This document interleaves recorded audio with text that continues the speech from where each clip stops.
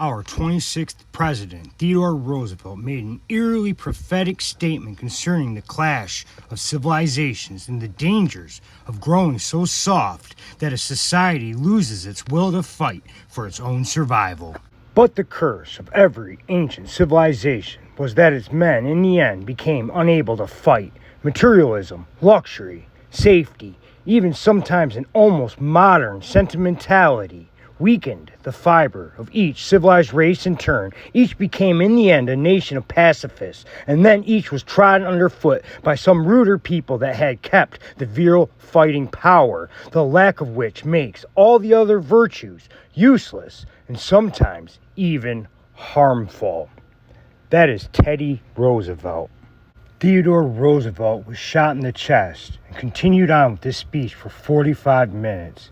He fought in an actual war, and not in the back. He fought it out on the front, killing a Spanish soldier by his own hand.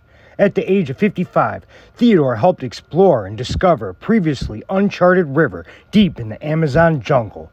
At the age of 55, Theodore was an avid hunter, horseman, boxer, wrestler, jiu-jitsu practitioner, soldier, and athlete.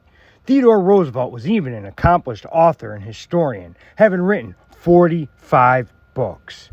Theodore Roosevelt was an example of what every white man should strive to be. Theodore Roosevelt was a Renaissance man of the highest order, a warrior scholar, tough as nails and as smart as books. He attacked life ferociously.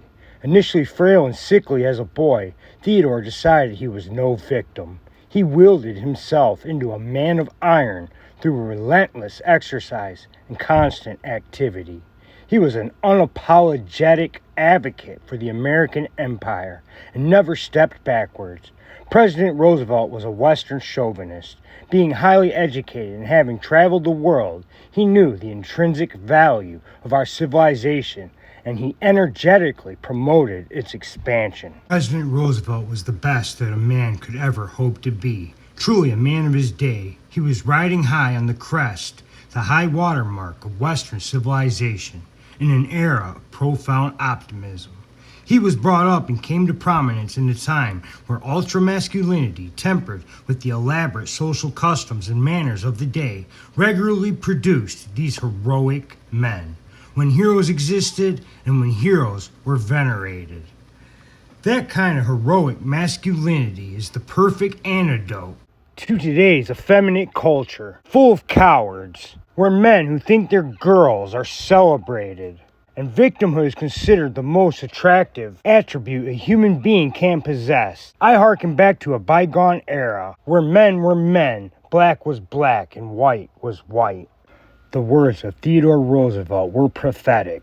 We had things so good for so long that our society has degenerated into women that don't want families and men who don't want to protect their families, where their apathy has atrophied their ability to fight to such a degree that they'd allow themselves to be replaced by foreigners, and these foreigners are obliging the left's wish for civilizational suicide by the millions. Why wouldn't they? They're being offered the fruits of a civilization on a platter. These fruits earned, struggled, and died for by 1,000 generations of white men. We had the closest thing to paradise that we will ever have on earth, and we threw it away. We surrendered it all without a shot to the hordes of third world invaders invited into our nation by the collaborators. And now we reap what we sow.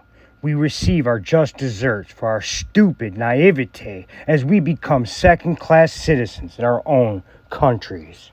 And with every atrocity, there is absurdity. Here is a clip of a transgender refugee from the United States in the Netherlands. He said he left the United States because he was being persecuted for his gender dysfunction. In what has to be the most ironic and symbolic sign of our times and place in history, he is terrified of the other refugees, most of whom are North African in origin and who regularly threaten his life.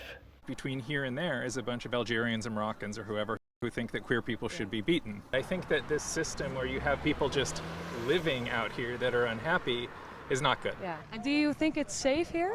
No, I don't think it's safe. Oh, it's scary. It's legitimately scary. I decided that my mental health is degrading so substantially being here that I just need to get out, and the situation that I have in the US as a trans person, not good, right? But here I will be hurt or killed. Couldn't make this up. All leftists, this is your bed. It's time to lay in it. But the sad thing is that we must lay in bed with these people because we share a country with them and the people they elect. Now we have leaders like Joe Biden, who is so zonked out of his head he didn't know where he was half the time, and who has done more to destroy this civilization than Attila the Hun or Genghis Khan could have ever done to destroy the Roman Empire or medieval Russia. And while the prospect of my country or civilization dying out fills me with dread, the thought that our history could be destroyed stirs my most primordial passions into a frenzy. What would the world be like without Teddy Roosevelt? What would the world be like without us?